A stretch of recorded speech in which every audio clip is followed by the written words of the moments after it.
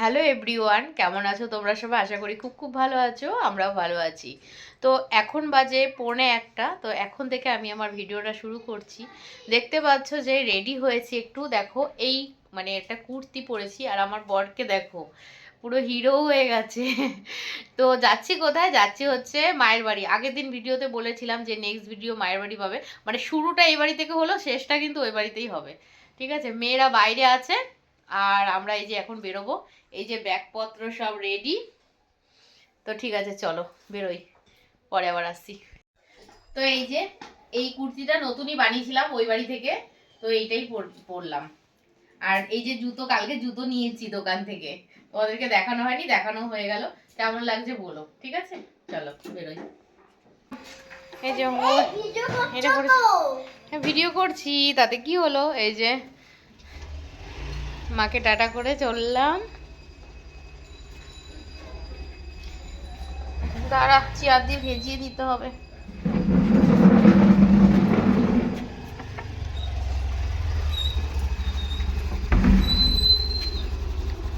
চল চল।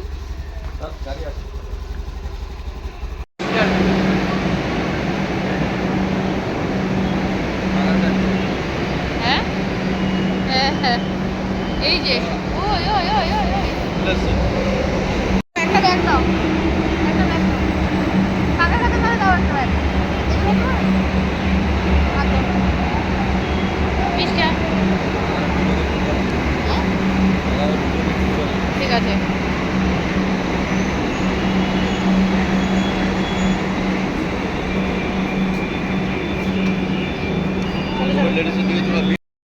তো দেখো মেটটাতে উঠে পড়েছি, আর আজকে হচ্ছে সানডে।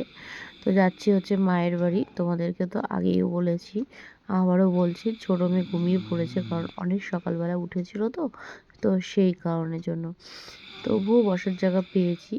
তারপর দেখো চলে এসেছি স্টেশনে, তো ট্রেনের জন্য অপেক্ষা করছি। তো এই যে ট্রেন পেয়ে গেছি, ট্রেনে উঠেও পড়েছি। বীভৎস ভিড় ছিল ট্রেনে আজকে। সানডেতে যে এত ভিড় হয় জানা ছিল না, আর আমরা সবসময় মর্নিংয়েই যেতাম। তো আজকে কিন্তু অনেকটাই বেলা হয়ে গেছে, তো সেই কারণে হয়তো হতে পারে, কিন্তু এই সময়কার ভিড়টা আমার জানা ছিল না। তো এই যে তবুও সিট পেয়ে গেছি, কিছুক্ষণ দাঁড়িয়ে থাকার পর তারপরে কিন্তু জায়গা পেয়ে গেছি। ট্রেনে দেখতেই পাচ্ছ ভীষণ ভীষণ ভিড়। তো আমার মেয়েরা ও জায়গা পেয়ে গেছে, মানে আমরা চারজনই আর কি জায়গা পেয়েছি। তো এই আর কি। তারপরে দেখো বাইরের দৃশ্যগুলো কি সুন্দর লাগছে না?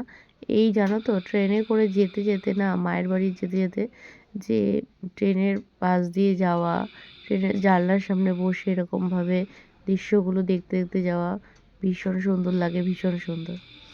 তো যাই হোক, চলো ভিডিওটা দেখতে থাকো।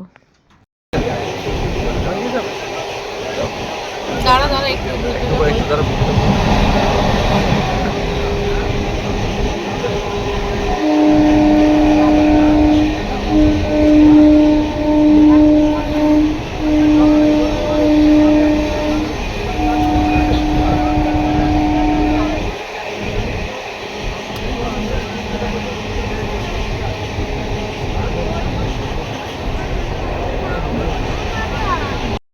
তো দেখো রানাঘাট নেমে গেছি, আর টোটোতে কিন্তু উঠেও পড়েছি।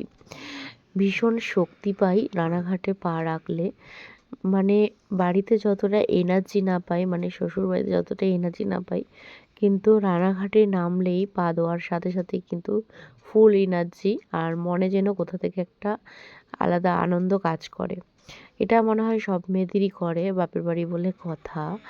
মানে আর কি মায়ের বাড়ির মতো অন্য জায়গায় কোথাও হবে না তুলনা, এই আর কি। তবে মেয়েদের ভাগ্যবশত নিজের বাড়ি ছেড়ে অন্যের বাড়িতে গিয়ে থাকতে হয়, কি আর করা যাবে। ভগবান যেটা লিখেছে সেটা তো হবেই, মেয়েদের কপালে এটাই লেখা আছে যে নিজের বাড়ি ছেড়ে মানে শ্বশুরবাড়িতে গিয়েই থাকতে হবে। তো যখনই আসি না কেন মনে হয় যেন কতদিন পর আসলাম, আর যখনই আসি না কেন তখনই কিন্তু আনন্দে মনটা ভরে যায়। আবার বাড়ি যখন চলে যাব তখন খুব কষ্ট হবে, এই আর কি। তো জীবনটা তো এরকমই, এরকমভাবে মেনে নিয়ে চলতে হবে আগামী দিনগুলো।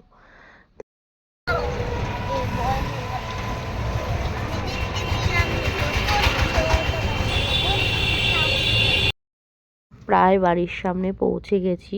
আর 4-5টা বাড়ির পরেই কিন্তু আমাদের বাড়ি।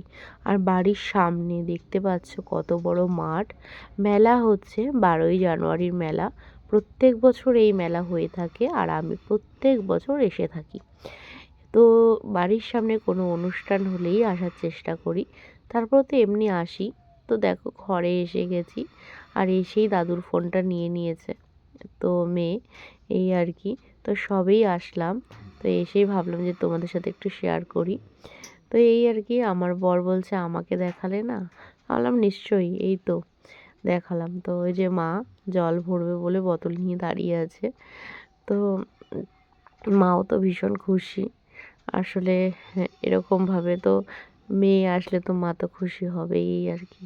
মাও না খেয়ে বসে আছে, বলছে তোরা আসবি বলে তো মানে খাইনি, একসাথে খাবো জন্য। তারপর মায়ের ঠাকুর ঘরটাও একটু দেখিয়ে দিলাম। যে জামাই খাচ্ছে এখানে আর আমি খাচ্ছি এখানে, খাবার অর্ধেক পাতে তোমাদের আবার ভিডিও করাচ্ছি। এটা হচ্ছে মাছ ভাজা, বাঁধাকপির ঘন্ট, মাংস, আর এখানে এই যে আমাদের দুজনার মাছের ঝোল। ও পেঁয়াজকলি ভাজাটা শেষ হয়ে গেছিল। আর এই যে কাঁসার থালা, মাছের ঝোলটা খুব সুন্দর কালার হয়েছে, তাই না? আর আমি পেঁয়াজকলি ভাজাটা নিয়ে নিই। মঞ্চে ডেকে নেব শ্রেয়া মাধব। আচ্ছা, শ্রেয়ার গানটা কার কাছে? শ্রেয়ার অভিভাবক বা অভিভাবিকা গান রেডি।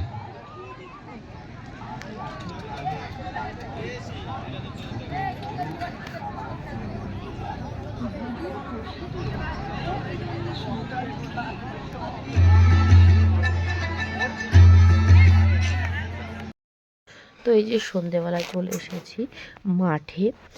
তো ভীষণ ঠান্ডা পড়েছে আর কলকাতাও তো ভীষণ ঠান্ডা। তো আর নদিয়াতে তো ঠান্ডা পড়েই সারা বছরই। সারা বছর না, আসলে নদিয়াতে ঠান্ডা শুরু হয় নভেম্বরের আগের থেকে, অক্টোবরের শেষের থেকে ঠান্ডা শুরু হয়। আর ফেব্রুয়ারি কি মার্চেরও মানে সেকেন্ড সপ্তাহ অবধি ঠান্ডা থাকে। তো এরকম আর কি। তো তারপরে দেখো এখানে হচ্ছে গান হচ্ছে, নাচ হচ্ছে। এখন কিন্তু নাচ হচ্ছে, গান তো আগে হয়ে গেছে। তো আমি তো আর আসলে এই যা ভিডিও তুলেছি সেটাই আর শেয়ার করতে পারছি না, তাহলে এই কপিরাইট দিয়ে দেবে। তো সেই কারণে তোমাদেরকে বিবেকানন্দকে দেখালাম। তো ওটা হচ্ছে অরিজিনাল, কিভাবে যে একভাবে তাকিয়ে আছে আর একই রকমভাবে স্ট্যাচুর মতো দাঁড়িয়ে আছে এই ঠান্ডায় হালকা পোশাক পরে। আমি সেটাই ভাবছি, আসলে ভগবানের অবদান না থাকলে এরকমভাবে থাকা যায় না। আর আমি বিশ্বাস করি ভগবান প্রত্যেকটা মানুষের মধ্যে থাকে, না হলে যে যেই রূপ ধারণ করে তখন সেই রূপের মতনই সে হয়ে যায়। কি করে চোখের পাতা না ফেলে কিভাবে অরিজিনালি একটা মানুষ দাঁড়িয়ে থাকতে পারে, তাই না? তো সেটাই অনেকক্ষণ ধরে নিজেও দেখছিলাম আর তোমাদের সাথেও শেয়ার করলাম। একমাত্র পা দেখলেই বোঝা যাচ্ছে যে এটা অরিজিনাল, নয়তো বোঝাই যাচ্ছে না। তো এই আর কি, আমি তো প্রথমে বিশ্বাসই করতে পারি, তারপর লাস্টে পায়ের দিকে তাকিয়ে বুঝতে পারলাম। তোমরাও ভিডিওটা দেখো আর পায়ের দিকে দেখতে পাবে, তাহলেই বুঝতে পারবে। তারপরে এই ওদিকে অতটা আছে নাকি শস্যকে? না আমরা চাপড়াই যাবো।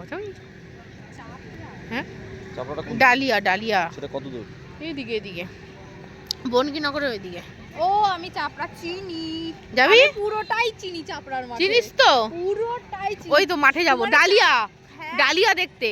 আরে অবশ্যই তুমি আমার মা বাবার ভালোবাসায় শুধু আমি না, আমার হাজবেন্ডও আসার জন্য পুরো পাগল হয়ে থাকে। আসলে 1 মাস 1.5 মাস হয়ে গেলেই ওরও মনে হয় যে না, যাই মা বাবাকে দেখে আসি। এটাও আমার অনেক ভাগ্য যে আমার মতো করে আমার মা বাবাকে একজন ভালোবাসে। তো এই আর কি। তো ঠিক আছে, চলো আজকের ভিডিওটা এই পর্যন্তই। যদি ভিডিওর কোনো কিছু ভালো লেগে থাকে তাহলে অবশ্যই একটা লাইক, কমেন্ট, শেয়ার, সাবস্ক্রাইব করে আমার পাশে থেকে যেও। দেখা হচ্ছে নেক্সট ভিডিওতে। সবাইকে টাটা। শ্বশুর বাড়ি চলে আসলাম, ঠান্ডার মজা নিতে চলে আসলাম। মাঠে গান হবে কালকে, বাউল গান শুনবো। ওকে, গুড নাইট, টাটা।